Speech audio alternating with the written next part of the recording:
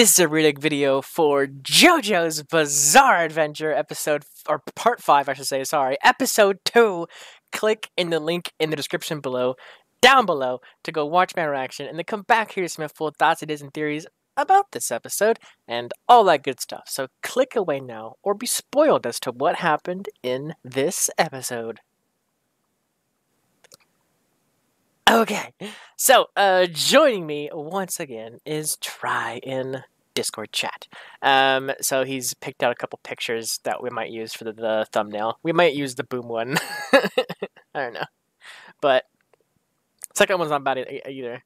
So I don't know. We'll find out. If you're already watching this on YouTube, you probably already know the art choice. But yeah, so we got a little bit of backstory about Jojo.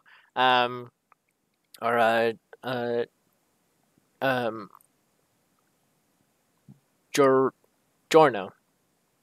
Yeah, like, because they don't say the I. So, because like, before I was saying, like, Giorno, kind of thing like that. But it's like just Giorno. So, my bad. Sorry. So, it is Jojo, basically, but just, like, yeah, different language. So, we got his stand, a little bit of backstory about, like, how he grew up and everything. It's funny how they just immediately threw us into, like, his backstory, and like how he was growing up and everything like that. Like the mom who like just didn't care, and the new dad who ended up just becoming abusive and everything, and then one day finding a gangster in the street bleeding, while some other, I'm assuming it's some kind of like a rival gang or something like that, was like after him, and Jojo kind of pointed him to the other direction, and I liked the bit where like the grass shows up. Like I like was just sitting there like why is the grass there now? Like the grass was not there before, and then like the narrator or whatever that was like, and the grass appeared because he unknowingly activated his stand. I'm just like, oh, okay. Like that's what happened. But yeah, so this like gangster guy that he saved basically ended up actually putting in a good word for everybody about him to like stay away from him and don't harm him and so on and so forth. Like the stepdad, sorry, stopped being abusive. All the neighborhood kids and everything started being nice and friendly, and so on and so forth. People around the whole neighborhood, like business owners and that kind of thing, all became nice to him, give him a little bit, extra ice cream and that kind of thing to kind of get on his good side, pretty much, because like he's the gangster guy. He was like overwatching the whole kid basically throughout his life, just like, as like a passive kind of just like from a distance kind of thing. And then when he tried to contact him, when the gangster guy was like dealing with somebody, he ignored him completely kind of thing because he didn't want to drag him into the gangster life. But that happened anyways, basically. Well, kinda. It didn't really happen until now, because I don't think he was in a gang until now. He wants to get in the gang now, so that way he can like gain the ranks like up and up and up and up to defeat the gang boss, basically. But I don't think up until now he hasn't been in a gang. So now it looks like he's going to try to pursue that, basically. A gang star, which is hilarious. So is that just like a made up JoJo word that they're just kind of using as like a term for gangster? Or is that like just like the gang's name? Or like, is the gang's name just Gangstar? Like I'm not sure. Either way, it's a funny kind of pun, word, whatever. It's pretty good. Gangstar plus superstar. Pretty sure it's just a JoJo term. Okay. Gangster plus superstar. Yeah, Gangstar. It's funny. We didn't get to see any Koichi or Jotaro this episode, so I'm wondering what they're doing right now. I mean, obviously they know that this is Dio's son, but I'm wondering like what they're planning on doing to do whatever. Like, do they want to fight this kid, Jojo, or do they want to like find him and turn him to their side? Like, I don't know Jotaro's ultimate plan here for Jojo. Also, when I refer to Jojo, I refer to the current Jojo of the series. So I'm not talking about like Jotaro Jojo. I'm talking about uh Giorno Jojo. This Jojo. It's complicated, I know, but could use numbers too. Yeah, I guess. Yeah, the fifth Jojo. Yeah, Jojo 5. Yeah. Um. So, I mean, what else? That's pretty much. I mean, we had the big fight too. Him and Bruno, going at it and everything. We saw a little bit about Bruno's power and how he can basically like swap body parts, with other people, kind of thing. So he like instead of having his own arm, he actually had a zipper, and he swapped it with the other guy or the kid, I should say. And then he had the kid's arm, and he actually was using that to like block and everything, because like that way, um, Jojo's power didn't actually affect him at all because it wasn't him. Um, so his Jojo's power is actually pretty interesting. So like, do we? I guess I have to watch it again just to clarify everything. But it seems like yeah, Toby. So when he punches people, like it seemed like the guy was like super powered, like he was just like boosted kind of thing. But then it was revealed that his like soul or something like that was like knocked out of his body senses. Interesting. Okay. What do you mean by senses though?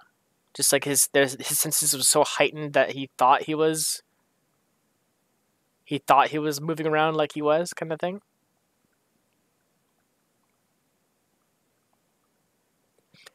A bit, but that's fine. We'll learn about it over time, I guess. So it's not gonna be like hardcore confirmed, like or like not confirmed. Sorry, not hardcore explained right now because I'm sure there's quirks to it and so on and so forth and how it works. But we learned that he's been using his stand, um, without him even knowing or seeing his stand before. Like whenever he activated, like the ability to have objects turn into living creatures and everything. He always just thought it just happened, kind of thing. But in reality, it was his stand punching everything. So like his stand would just go around to start punching dollar bills and like the ground and so on and so forth, the tree and the butterflies and the frog, like punch the suitcase, to make it a frog. Um, so without him even knowing it, that was pretty much what was happening. Um, his clever use of the fly to find out which of the four was he hiding in, that was really clever. I wonder if he did that like super quick kind of thing, and then he was like looking at all four of them to see which one would do it. And then like the one that actually did do it, like he's like that one, and the one over there. Because otherwise it seems weird that like he was so close, um, to like the one of the kids that like split paths, because there's four people. There was like an old man and then three other people, kind of thing, like a couple kids and kind of think that like kind of bumped into each other, and then they kind of all split paths. They all went different directions. So it seems weird that he would like focus heavily on one of them at a time, kind of thing, because then he would lose track of the other three. Gold experience's ability can also be applied to living individuals, causing their thought processes to greatly accelerate. When Bruno was hit by one of the golden experience's punches, his consciousness accelerated to such a point that he perceived everything else to move slowly. However, his body did not follow the surge of speed and could hardly move. Interesting. That's actually pretty cool. So I wonder why that happens. Why the like his senses being like accelerated, basically. Like that doesn't happen with like the objects that he punches, like the ground and so on and so forth. That was just like he makes objects living, kind of thing. So punching a living object makes them more alive, I guess, is what it was what happening. like like a heightened senses because you're more alive, kind of thing, maybe, I guess, is what they're kind of going for. uh well, he makes objects live. You can't make a living object live harder. Well, I guess in this case, in a way, he is, because like the normal human senses and everything are one thing, but if he punches something, he pushes life back into you, like further heightening your your senses, kind of thing. I don't know. I can make sense of it. I understand the whole process. So as long as I got it, I guess. um, so we learned a little bit more about Bruno's power and everything. Like I said, like him changing out the arm and so on and so forth. Um, Wherever he punches or touches or whatever becomes a zipper, effectively. Because like he like rapid hit Jojo and like cause a bunch of zippers to appear all over his body, including like half of his arm. And then Jojo literally just grabbed his arm and like ripped off the rest of his arm. Like Jesus Christ, that was hardcore. And then just beat him with it, like or punched him with it, I guess. But he still had like a zipper part attached to it, so it was still attached by the zipper, but like just like barely, kind of thing. I can see it as like a good like 3/4 of it pretty much was all zipper, but like the end like side of the arm was not zipper parted, so that one could be like the whole part was ripped off, kind of thing. Um, um, it's kind of pointless if the body doesn't move with them. It is a bit pointless with the whole census thing, yeah. Um, I liked his thought process though, Bruno, when he was going through that. He's like, he like all of a sudden just jumped immediately, and he was just like, "Whoa, what was happening?" And then he like started like rationalizing like what was happening. He's like, "Oh, you super powered me," and like it's like, "Oh, bad move there." He started like jumping around, like dodging everything, and then went in for attack, and then, like just went right through him. He's like, "What?" Like that like small instance of him just like trying to figure out what was happening, and then like it was all like a ploy is a cool depiction of what's happening, because we could have had Jojo's perspective of him just like punch the guy, and then he's like sitting there like just like kind of just dumbfounded, and all of a sudden he gets punched, kind of thing like that. But we saw Bruno's perspective, which is really cool. So obviously with past Jojo parts and so on and so forth, the enemy usually joins the team. So Bruno looks like he's going to be joining the team to fight off the gangster boss, I guess, in this case.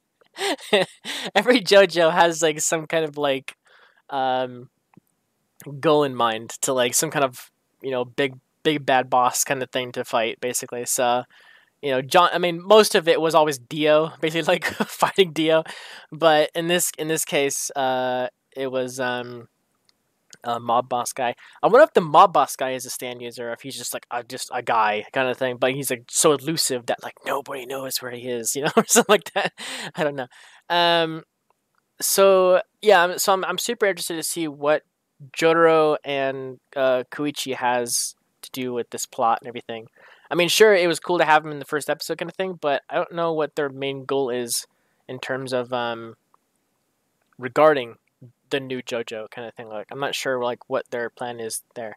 Like I said, like either they're gonna help him out fight the gang boss, or they're gonna try to hire him to go back to like wherever JoJo is, kind of thing.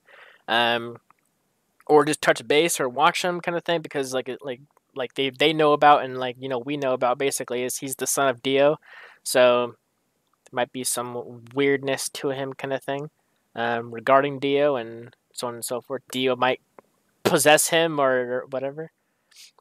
Keep in mind, yes, Dio had Jonathan's body. That's true. So in a way, this is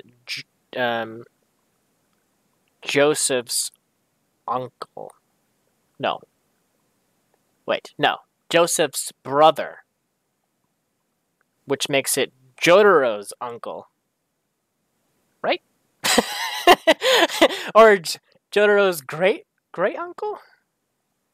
Because Jotaro and Joseph aren't like father son. They're more like grandpa grandson, right?